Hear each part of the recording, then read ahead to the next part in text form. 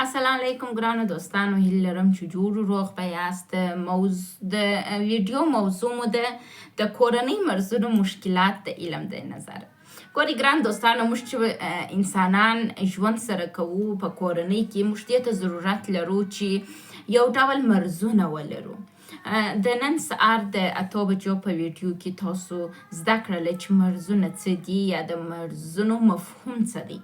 اوس وایي چې مشکلات یې څه دي. ګوري موږ انسانان چې کله مرزونه ټاکو، کله وایي ځینې کورنۍ هڅه کوي ډېر صمیمي واوسېږي.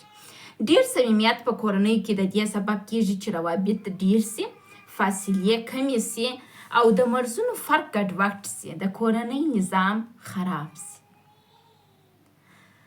خو ځینې کورنۍ هڅه کوي ډېر جدي واوسېږي، روابط ډېر جدي سي، د حمایت مسله ګډوډه سي او دلته یو ډول بېنظمي په کورنۍ کې منځته راسي. راځو وایو چې دا څنګه کوو.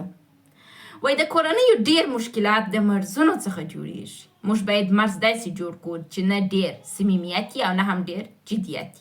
هر لحظه کې او هر څوک باید خپل ځان ته اصول و قوانین مراعات کړي.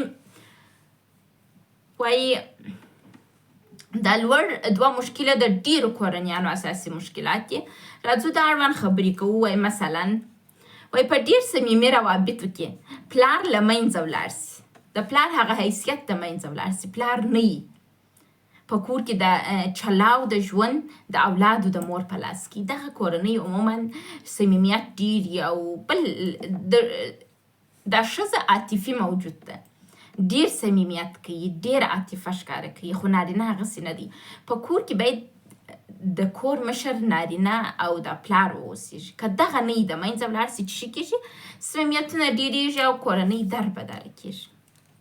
خو بعضې میندې شته چې دومره قوي ښځې دي چې هم د مور وظیفه اجرا کوي، هم د پلار وظیفه اجرا کوي او هم ډېر قوي، که هغه بیا یې په استثنا کې حسابل کېږي.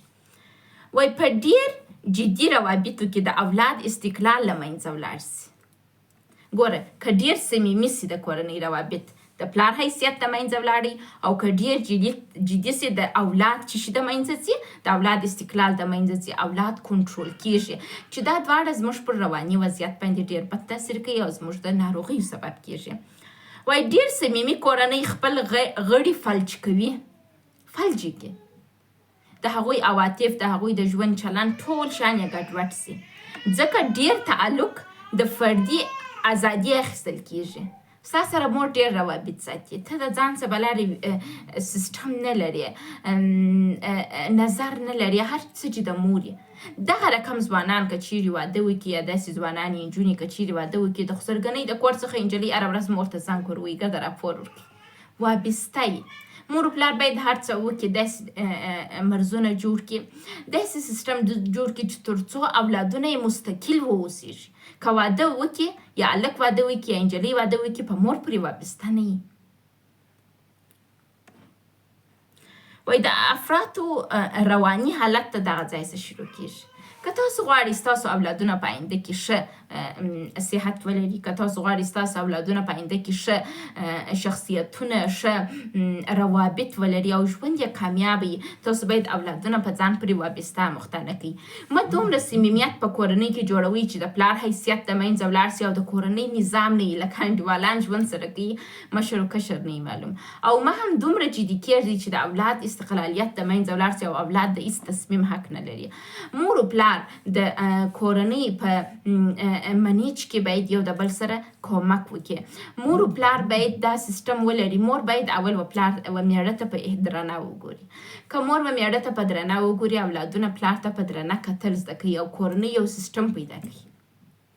او که دا سیسټم نه وي، دا سیسټم ګډوډ کېږي او په راتلونکي کې دا افراد هغه کورنۍ چې ډېر صمیمي دي د فلج انسانان دي. فلج انسانان نه روابط ساتلی سي، نه ښه پر لارې تللی سي، نه ژوند کولی سي، ژوند خوند نه ورکوي. او هغه انسانان چې بیا مثلا ډېر په جدیت کې لوی سوي، هغه ازادي نه لري. زه تاسو ته یو حقیقي مثال درکړم. د زه چې اول ما واده کړی و، زما اوله خسرګنۍ ډېر دا رقم و، د اولادو یې استقلال نه درلودی، فردي ازادي یې نه درلودل، بس په مور په پلار پورې موښتې وه. یعنې زما خسر راولاړېدی، مژور یې بیا به کول، ښکنځل یې ورته کول، بدې خبرې ورته کولې، وهل ټکول یې کول.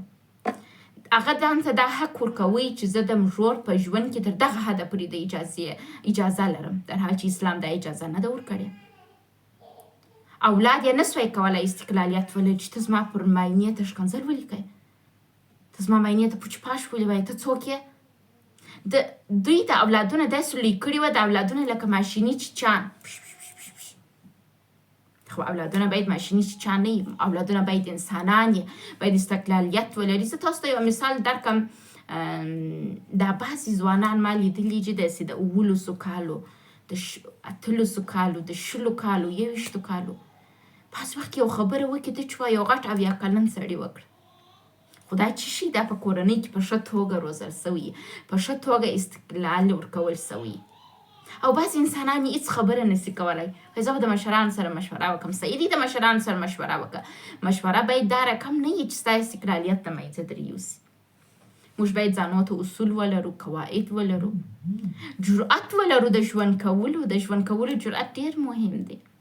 نو تاسو کوشش وکړئ خپل اولادو ته داسې فضا جوړه کړئ چې نه ډېر صمیمیت وي او نه هم ډېر جدیت وي، او اولادونه په استقلال سره لوی کړئ. اولادو ته داسې یو فضا جوړه کړئ که سبا هغه واده وکړي، که نجلۍ که هلک یې، وکولی شي خپل ژوند پر مخ بوځي. نه دا چې ماینه یې ځینې ولاړه سي طلاق یې کړي، او یا هم نارینه مجبوره سي چې د خپل ښځه طلاق کړي، ځکه چې په ژوند کې مشکلات ورته جوړوي. هڅه وکړئ بالغ او ښه اولادونه و دنیا ته وړاندې کړئ، او خپله کورنۍ هم کوشش وکړئ چې مثبته کورنۍ وساتئ. مننه.